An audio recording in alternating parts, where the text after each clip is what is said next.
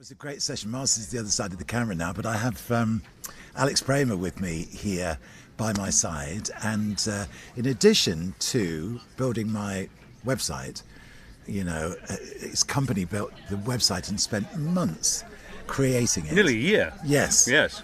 But in addition to that, Alex is responsible for the archive section in the website. Now, you explain the process of the way when people come into the site, Alex, and begin to kind of interact with it, the principles that you began to apply to make that experience the best it can be. Yeah, well, we're talking now about the archive website as opposed to bobharris.org, which is much more of what we would call a brochure site, a marketing site about the things you do and use, and all the rest of it. The archive site really is a database, and we've tried to make it as beautiful as we can and as interactive as we can. But it's a database at the end of the day, and the metric by which we judge its success is how well all the different bits of data work together. Yeah. And so that might mean that we want to know at a glance how many times you've played a particular song or a particular artist, and we want to be able to get that information quickly and then correlate it with other bits of information. And that means that building a website from a database like that is a growing thing, it's an ongoing thing, but fundamentally, particularly when it's about the kind of data that you have provided the world over the last 50 years, it's a labour of love. Yeah. And it's a joy to work on from beginning to end. My staff have enjoyed it enormously, and on a moment-to-moment sort of incremental level, if you like, I love maintaining it and adding playlists to it on a daily basis. It is incredible. I'm just going to look at Mars for a second. We're all right for sound and everything, are we, Mars? You're good. Okay. Good, because I think I was being particularly fascinating just then. I just wanted to get the microphone dead centre in the middle of the two of you, just to... Okay, fair enough. Quite right. Are we still live? Yeah. But no, the thing is, this is the thing, Alex, isn't it? And even you've made me see this through a slightly different lens. Yeah. Because all the time I'm building my programs here in the studio and putting them together. And, I go in and do that one, and then you move on to the next, and then you move on to the next. And it's because of you, largely, that I've really begun to see the value in this as an archive. Yeah. To look back over, programs that I maybe built 20 years ago that I've now forgotten about until I see the running order. Yes.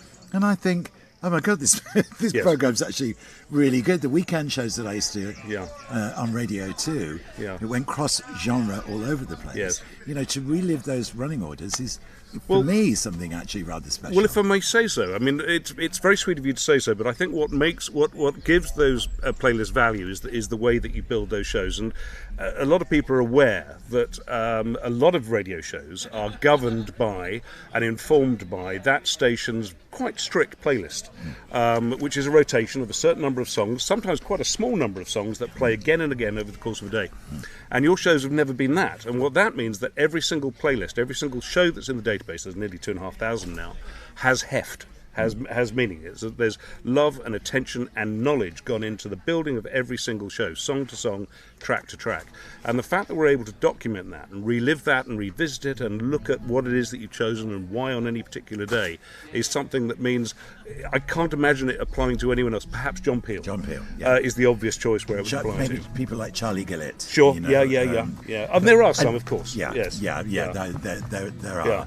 But the thing that I love so much about putting programs together is what I call the flow through. Yes. The way that one piece of music generally does, lead on to the next. And how you start a show. There's a dialogue through the program in some way. Yes. And it doesn't matter if you don't get that so much. It's, hopefully the music I'm playing it stands on its own 2 feet anyway. Yeah. But then when you factor in the thought of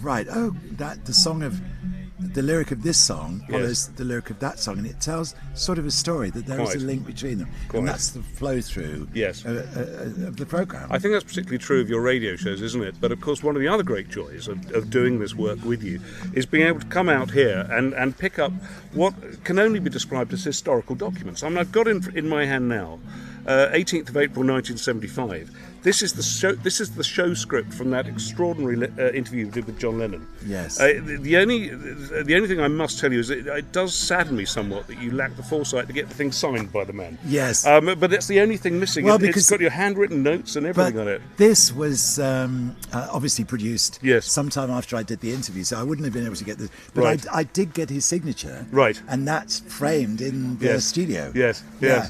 yes. In all those times on Whistle Test, when you think about it now, Yeah. if I'd had an iPhone or something Yeah, with me, yeah. and had just been able to take Yes. selfies of everybody that I Yeah. spent time with, I mean, it As would- you do now, really? Yes, as you I do now. Yeah. But in those days, Yes. not only was there not the technology, but also there was something you sort of felt that it was slightly uncool. Yes. To, Well, when you to think ask for about- an autograph. I But don't Bob, when know. you think about your friendship with Mark Bolan, and you two were thick as thieves, you hung out a lot, you saw a lot of the guys. There's only 2 or 3 very grainy photographs, bear I know. testament to the fact, I know, isn't there? and there's none of me and David Bowie. No. And these days, of course, we'd be flooded with them. Yes. Yeah. So, but Times anyway. are changing. But so, Yeah. the running orders and the playlists and everything else. Yes. You know, if you go into the archive, you can explore. You can explore, and it's what I like about for me a successful website, a particularly successful database website, is going in and what I call turning left. Right. You go in for one particular piece of information, and blow me, you're there 2-3 hours later, ploughing through things that you couldn't have imagined. And I think that your site delivers that very well. Yeah. Yeah. Yeah. Well, you know, the idea also is gradually that just about everything that's on the database you'll be able to cross-reference it all to everything else. Exactly right, and that sounds an obvious thing, and it isn't the work of a moment, because first thing I have to tell you is there are very few music databases, whether it's Apple Music or iTunes or whatever, that are really a satisfactory experience. Connecting up who worked with whom and who performed with whom and who was in which band is not straightforward. Yeah. You have to find a set of rules, and then blow me, that rule doesn't apply in this instance. Yeah. And you've got to have a database that accommodates all that. Yeah. So it's not straightforward, but it's fun. Well, yes, again, I must be honest. Reading some of the Whistle Test scripts, going back to them, Yes. I've realised that what they do now is represent rock and roll history Yes. in real time. Yes. Because you Yeah. read the scripts and I'm giving you information about this Yeah. brand new band that Yes. we literally have just discovered. Yeah. Little Feet are going Yes. to be touring with the Doobie Brothers. Yeah. This was in 1973 Yeah. or whatever it was. Yeah. And I've learned or sort of relearned so much from the scripts. Yes. Of kind of the history of music as it was unfolding in front of us. Exactly. During the time that we were doing the show. And which bands and artists you could rely on to actually show up on the night. Yes. And how many Yeah. of these were scribbled through? No, he's not appearing. Think Absolutely. again. Yeah, yeah. Well, I think, Miles, are we just about ready for the next... I was going to say, show the script to the camera. Oh, Yeah. yeah. Okay. Well, the one I've got on the top is the John Lennon script for the 18th of April 1975, and it's available on the website if anybody wants the signed by Bob copy. And if I forward through to one of the pages, you'll see. I could sit here and do the link, couldn't I? Yeah, you could. Well, there we go. You know, scribbled on notes, right there. It gives there, and again, Let me have a look. yeah. It's in remarkably Gosh, good even condition. I haven't seen. It's in remarkably good condition, considering I've been walking around with it all day. Oh, okay. So Emmylou Harris was on Yeah. that show. Yeah. So I'm saying a track from the new Emmylou Harris album that was Boulder to Birmingham.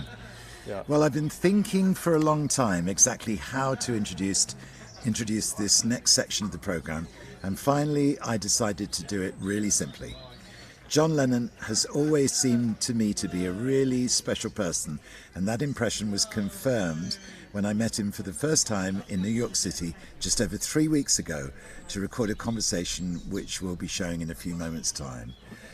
To lead into that, here's some film of the new rock and roll album recorded in America especially for the program, John Lennon and Slippin' and Slidin'.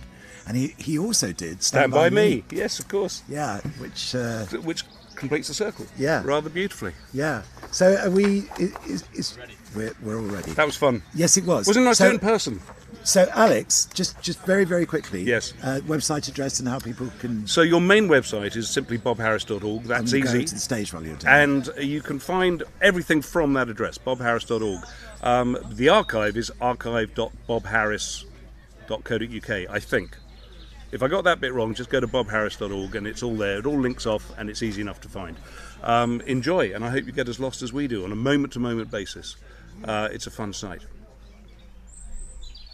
Over to Bob. Over to Bob.